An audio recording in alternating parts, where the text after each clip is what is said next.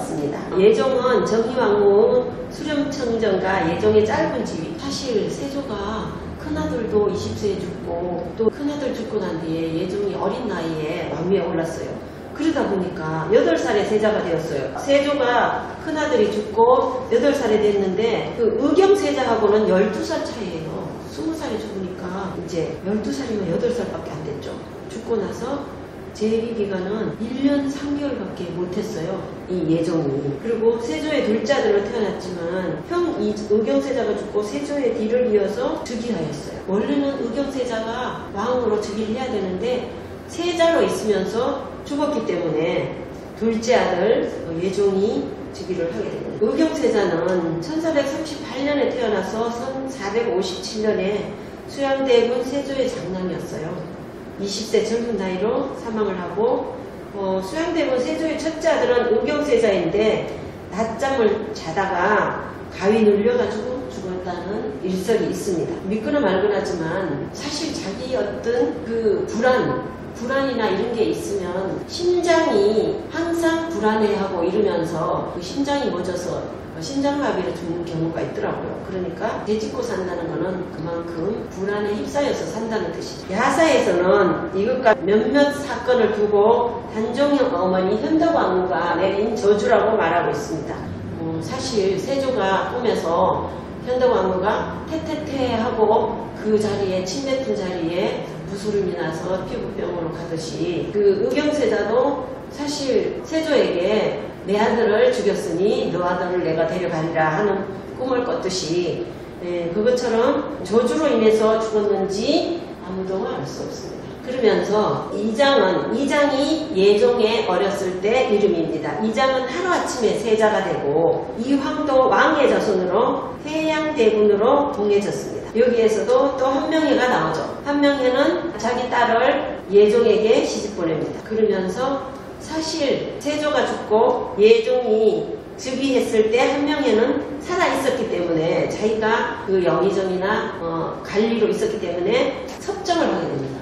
그리고 영의정인 이준, 한명회 이런 대신들이 섭정을 합니다. 예종은 11살이고 한명회 딸은 16살에 가래를 올렸어요. 그리고 이듬해 그 한명회 딸은 아들을 낳다가 죽고 그 손자도 3살 때 죽습니다.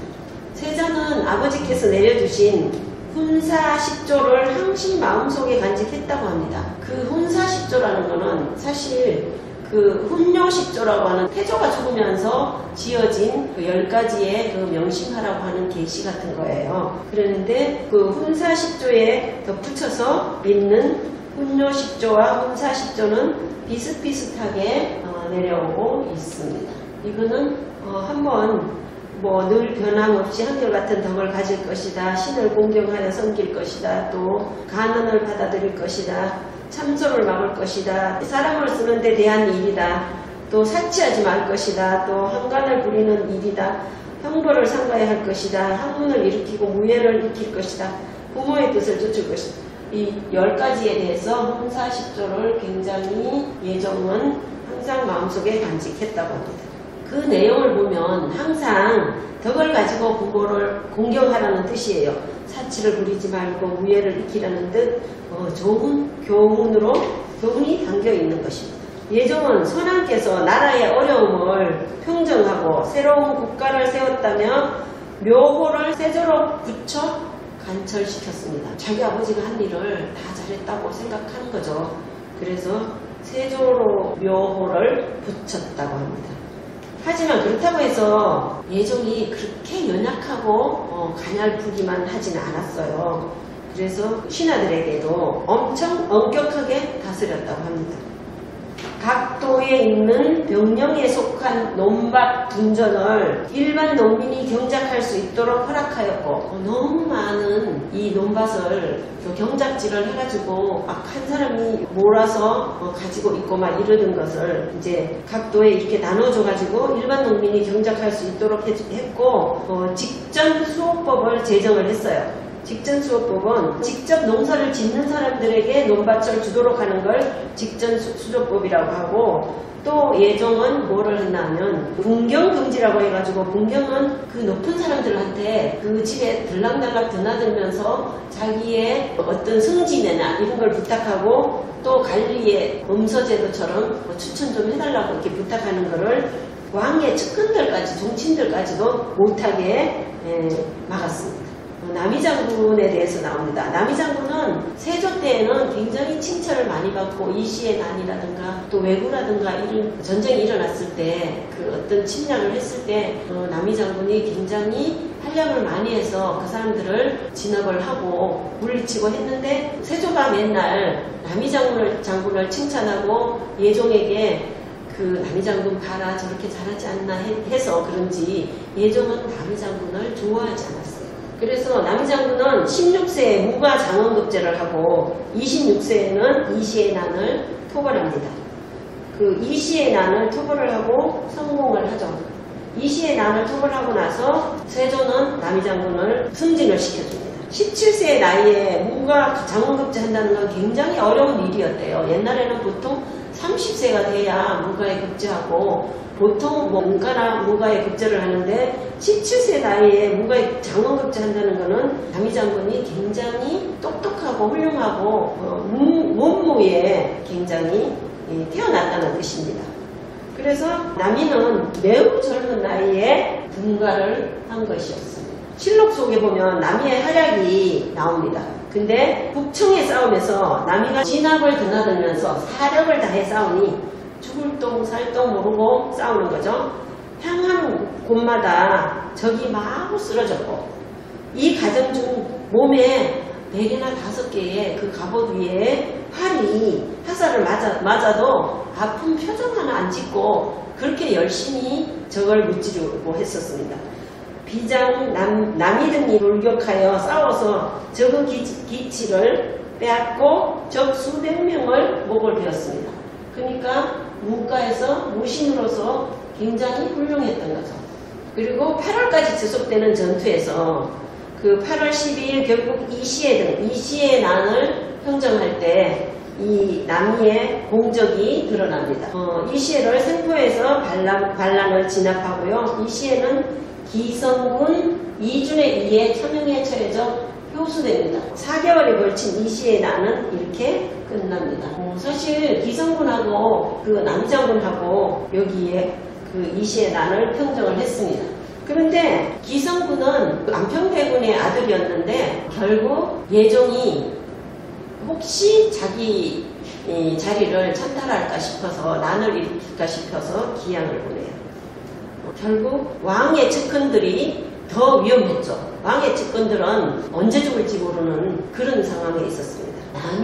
남이 장군이 태어날 때에 사초에서 내려온 그 일화인데, 백족산 허리 부분에 오색 영롱한 구름이 감돌더니 구름에서 상스러운 기운이 일어나 얼마 떨어지지 않는 개미실 남시집으로 사라졌다. 그러니까 얼마 후 그 집에서 선의아이가 태어났는데 이 아이가 남이장군이었다고 합니다. 그리고 남이장군에 대한 그 일설은 굉장히 많이 있어요. 그 신선바위 진해불이라는 건 있는데, 어떤 절에서 스님들이 자고 나면 스님이 죽고 없어지고, 자고 나면 스님이 없어지고, 그래서 그 어떤 글방 선생이 옷을 하나 주면서 마지막 남은 그 스님에게 이 옷을 입고 오늘 자보라고 했어요. 그래서 그 옷을 절대로 벗지 말라고 했거든요. 근데 그 옷을 입고 잠을 자는데 그 이튿날 그 글방 선생이 와보니까 그 스님은 그 진해에게 먹혀서 죽고, 진해도 그 옷만 덩그러니 남아있었다고 합니다. 그 옷에는 담뱃진이 너무 진하게 있어서 진해가 그걸 먹고 죽었는데, 거기에서 어떤 기운이 나오더니 저기 내려가서 남인의 그 집으로 들어가서 남이장군이 출생했다는 일화도 있습니다. 남이장군은 귀신을 물리치고 신부를 얻다라는 일화가 있는데, 어느 날 거리에서 놀던 남이의 눈에 어린 종이 보자기에 작은 상자를 싸가지고 가는 걸 봤어요. 그래서 남이장군이 살랑살랑 따라가 봤어요. 그런데 그 보자기 위에 분바른 여자 귀신이 덜렁 앉아 있는 거예요. 그래서 남이장군 눈에 그게 보였어요. 그러니까 기이한 생각이 들잖아요. 귀신이 저 보자기 위에 올라서 가지고 어디로 갈까 하고 살금살금 그 종을 따라가 봤더니 그 종은 어떤 제상집으로 들어가는 거였어요. 그 조금 뒤에 그 집에서 막 곡소리가 나가지고 막 울고 난리였어요. 이게 왜 곡소리지? 이랬더니 왜 그러세요? 이렇게 물었어요. 그랬더니 주인집 작은 남자가 벼랑간에 우리 아씨가 죽었어요. 막 이렇게 얘기를 한 거예요. 그래서 남이장군이 그 집에 들어가 봅니다. 그 집에 들어가 보니까 그 상자에는 홍시가 있었는데 그 남자가 그 감을 먹더니 그러니까 아까 그 상자를 들고 갔는데 그 상자 안에 감이 있었는데 그 상자를 걸람의 딸이었어요. 걸람의 딸이 먹고는 죽었다는 거예요. 그래서 이 남이장군이 보니까 분마른 귀신이 그 가슴 위에 딱 앉아 있는 거예요. 그래서 남이장군이 내가 고칠 수 있습니다 이랬거든요. 어떻게 고쳐요? 이랬더니 가만히 계시고요. 이 낭자는 자의정 걸람의 넷째 딸이었어요. 넷째 딸인데 귀신이 남이장군을 보면서 쇠가 빠지게 도망을 가는 거예요. 그래서 남이장군이 아씨의 가슴에 손을 이렇게 얹었더니 다시 숨을 쉬기 시작하고 살아났어요. 그래서 걸람이 이 남이장군을 보니까 너무 사람도 용모도 괜찮고 또 문과에 급제한 사람이고 이래서 자기 사위를 삼고 싶어 한 거예요. 그래서 이 걸람은 아주 용한 점쟁이를 찾아갑니다. 찾아가서 이 사람을 우리 사위로 삼아도 되겠습니까? 하고 물어요. 그랬더니 아주 용한 그 맹인 점장이가 하는 말이, 홍계관이라는 점장이가 있는데 하는 말이, 이분은 젊은 나이로 최고의 영예는 얻지만 일찍 죽게 될 거예요. 이렇게 말을 하는 거예요. 하지만 외람되게도 따님의 명이 이 사위보다 더 짧아요. 그렇기 때문에 이 사위가 죽는 걸 보지 못하니까 그냥 결혼을 해도 괜찮을 것 같습니다. 이렇게 말을 했대요. 그래서 걸람은 이 남이장군을 넷째 사위로 삼게 됩니다. 아까도 얘기했듯이 예종이 이 남이를 굉장히 질투시게 했잖아요. 그래서 남이는 어려서부터 활을 잘 쏘고 또 명나라 사신이 와가지고 이렇게 좋은 장수는 세상에서 얻기 어려울 것 같습니다. 이러면서 칭찬을 아끼지 않았대요. 그렇게 칭찬을 하는 말을 들으면서 세조는 굉장히 칭찬을 했지만 예종은 질투가 난 거예요. 그래서 이 남이장군이 하늘의 별을 보고 이제 여기서 나와요. 기성군이나 남이가 탐탁지 않았어요. 기성군도 너무 똑똑하고 굉장히 관리로 문과에 급제를 했었어요. 문과에 급제한 기성군이었고 그 남이장군은 문과에 급제를 했지만 시도 잘 쓰고 글을 많이 읽어가지고 굉장히 똑똑했어요. 그랬으니까 별로 탐탁지 않게 생각을 하고 있는데 이제 그거를 누구가 캐치를 했나만 유자강이 캐치를 합니다. 그 예종의 표정을 보면서 유자강이 어떤 식으로 남이장군을 엮어서 그 유배를 보낼까 생각을 합니다. 그래서 예종이 왕으로 있을 때 남이의 옥사하고 옥하고 민수사옥 두 가지 큰 옥사가 일어납니다. 남이의 옥은 남이를 모함을 해서 죽이는 일이 남이의 옥이에요. 예종이 즉위한 이후 정난공신 세력들은 적개공신 세력인 남이가 병조판서직을 수행할 수 없다고 주장합니다. 그러니까 이제 예종의 얼굴을 읽은 거죠. 그래서 병조판서에는 적당하지 않아요. 좀 이렇게 자천을 시켰으면 좋겠습니다 하고 그렇게 얘기를 하니까 예종은 얼씨구나 좋다 하고 그를 자천시켜버렸습니다.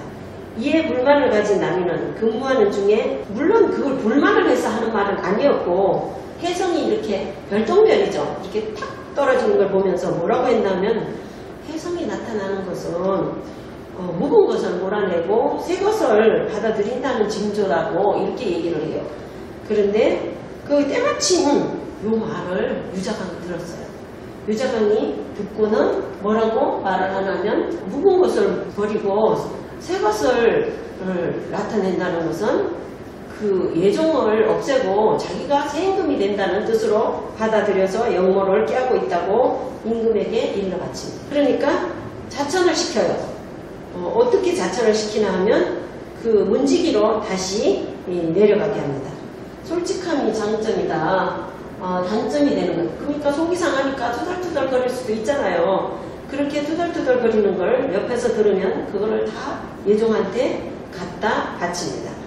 그리고 말도 안 되는 자청과 구공신불, 홍구세력에 대한 불만의 말을 중얼중얼 거리기도 합니다. 그러니까 옆에서 듣고 저렇게 불만을 있다가 결국 반란을 일으키는 게 아닐까 하고 예종액을 갖다 일러 바쳐서 결국은 자기가 유배를 가게 됩니다. 무슨 뜻인가 하면 백두산석 마도진, 두만강수 음마호, 남하20 미득극을 미평국이었는데 미득극으로 살짝 바뀌어가지고 이 남이가 이 시에서 봐도 반란을 음모를 가지고 있다는 것을 덮어 씌우기 위해서 이렇게 합니다. 백두산석 마도진은 백두산의 바위들은 칼을 갈아 다 없애버리고 또 두만강수 음마우는 두만강물은 말을 먹여 다 말라버리리라. 그리고 남하20 미평국은 남하로 태어나가지고 20대에 나라를 평정하게 평화롭게 못한다면 그 후세 수칭세장부, 후세가 나를 대장부라 하리요 하는 그런 뜻인데 미득극이라고 해가지고 자기가 그거를 국왕으로 득극하지 못한다는 걸로 이렇게 말을 바꿔가지고 모함을 해서 죽입니다. 남이 영모 사건 한명해 신숙주 포함 39명의 역대 공신들이 결국은 남이를 영모 사실을 폭로하거나 죄인들을 신문한 유자강, 신숙주, 한명회 등은 역대 공신으로 책목되게 됩니다. 그러니까 결국은 이렇게 해서 남이는 그 짧은 생을 마감합니다. 민수사학은 뭐냐면 옛날에는 사관이 사초를 쓸 때 자기 이름은 안 쓰게 했었는데 결국은 세조 때부터 이름을 쓰게 한 거예요. 그러면서 누구누구는 어쩌고 누구는 어쩌고 뭐 이러면서 다 써야 되는데 그 당시 세조실록을 근데 사실 예종이 세조실록 금방 만들기는 조금 조급한 감도 있었는데 세조실록을 만든다고 사초를 다 가지고 오라고 한 거예요. 그랬는데 민수사관이 그때 뭐라고 썼냐면 그 한명회나 그 또 유자강 뭐 이런 사람들을 좀 나쁘게 신숙주 이런 사람들을 좀 나쁘게 썼었나 봐요. 그때 상황으로서는 옳지 않게 막 너무나 남이장군도 죽이고 막 이렇게 하니까 기성군도 유배 보내고 막 이러니까 조금 나쁘게 사초를 썼는데 예종이 그걸 갖고 오라고 하니까 안 되겠다 싶어서 이 사초를 고치려고 강치성에게 고쳐야 되니까 사초 좀 갖다 주면 안 돼? 이랬거든요. 사초는 한번 들어가면 그거를 아무도 못 보는 곳에 보관을 하는데 임금이라 그래도 그 사초를 보면 안 되거든요. 그러는데 그 임금이 보자고 하니까 그거를 겁이 나가지고 이 민수사관이 그거를 다시 고치려고 들락날락 하면서 발각이 됩니다.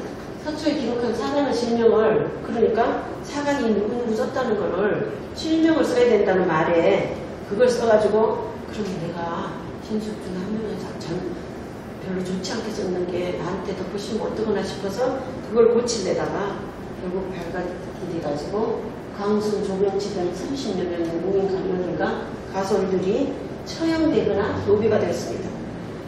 연류자 강치성 원숙 같은 처형, 민수는 유배.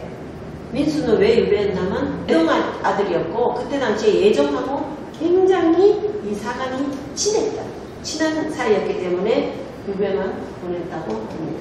결국 좀 고치기는 했는데 들락날락 하면서 그거를 발각이 됐어요. 결국 이거는 민수사옥은 오히려 우리가 생각하기에는 임금이나 그 한명회나 유자강이 잘못한 게 아닌가요? 신숙주 이 사람들 잘못한데 그 모든 거를 상대방에게 다 덮어 씌워서 이렇게 사람 목숨을 죽이는 거는 별로 좋지 않습니다. 여기 남양공씨 홍여공의 딸 남이가 누구였나 하면 남재, 남이, 남빈 그러니까 태종 이방원 원경왕후 민씨에서 그 공주가 남이의 아버지하고 할아버지하고 결혼을 했어요. 그러니까 부마 집안이었죠.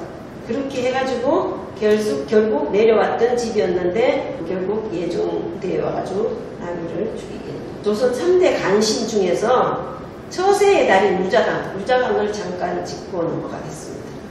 무자강은 정말 굉장히 처세의 달인이고 줄을 잘 써요. 줄을 어디에 붙으면 내가 좋을까 하고 굉장히 그거를 잘 쓰는 사람이에요. 그래서 결국은 그 남이 장군이 병조판서에 있기에는 적당하지 못하다고 꼬질러가지고 결국 남이 장군을 죽게 만들고, 또 기성군하고 그 남이 장군이 좀 친했어요. 그러니까 저들 둘을 어떻게 하면 없앨까 모함을 해서 결국은 둘 다 없애고, 그의 아버지 유구가 하루는 산봉우리 3개를 입으로 삼키는 꿈을 꿨대요. 유정왕 태어날 때 그랬는데 꿈이 범상치 않음을 직감한 유규는 부인과의 동침을 생각했지만 부인이 마침 어디 출타가 없었대. 그렇다고 여종을 데려다가 잤는데 여종이 임신을 해서 유자강을 낳아서 서울로 태어납니다.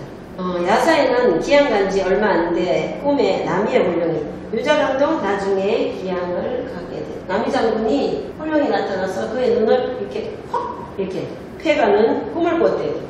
그래서 유자강이 형님이 되었다는 이야기가 있어요. 그리고 예종은 제위 15개월 만인 1469년 11월에 20세 나이에 기저질환 족질로 그 발이 아픈데도 이렇게 죽나봐요. 급사를 해가지고 죽게 돼요. 그러니까 변경왕후가 아무래도 저주를 한 것 같습니다. 현재 경기도 고양시 덕양구에 모셨고 능을 창릉이라 지었습니다. 그 부인하고 같이 모셔져 있습니다. 예종이 안장된 창릉은 서능내 내 최초로 조성된 왕릉입니다.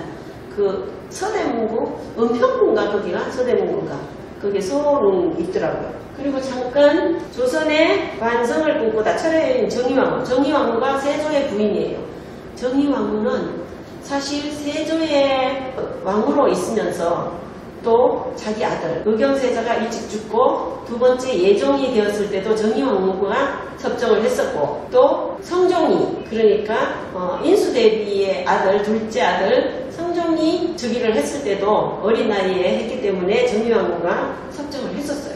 물론 그 신하들이 하기는 했지만 직접적인 섭정은 정의왕후가 했습니다. 여기에 보면 세조, 정의왕후가 잘 안 보여요. 의경세자는 20세에 요절을 하고, 그 다음에 해양대군이 예종이고 예종의 아들이 제한대군이에요. 제한대군이 사세라서 그 왕의 자리를 물려주지 못하고 의경세자한테 낳은 20살의 장가를 요절을 했어도 옛날엔 장가빛이 같기 때문에 아들이 둘이나 있었어요. 월산대군하고 자산대군이 있었는데 자산대군을 왕위로 올려서 자산대군이 성종으로 즉위를 하게 됩니다.